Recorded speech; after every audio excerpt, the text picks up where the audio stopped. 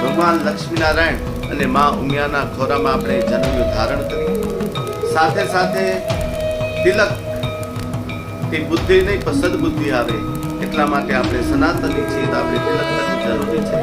સનાતનીને શિખા હોવી જરૂરી છે, તિલક હોવું જરૂરી છે અને શરીર ઉપર જનેયુ ધારણ કરવું જરૂરી છે. તો આપણે બધાએ હરિભક્તજનો એક સાથે સમૂહ યજ્ઞો પવિત્ર ધારણ કરી ને આપણે ભગવાન લક્ષ્મીનારાયણને યાદ કરશું.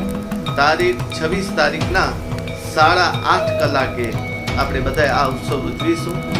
સમાજની સાક્ષીમાં, સૂર્યનારાયણ ભગવાનની સાક્ષીમાં અને અખિલ ભારતીય સનાતન સમાજ અને ધર્મને માનનારા સર્વે હરિભક્તોની સાક્ષીમાં આપણે જનેયુ ધારણ કરશું ભગવાન લક્ષ્મીનારાયણના ખોરામાં, મા ઉમિયાના ખોરામાં. તો આવો પુનઃ આપણે યજ્ઞો ધારણ કરીને પ્રથમ વખત એ યજ્ઞોપવિત ધારણના આપણે સાક્ષી બનીએ. જય ઉમિયામાં, જય લક્ષ્મીનારાયણ, જય સનાતન ધર્મ.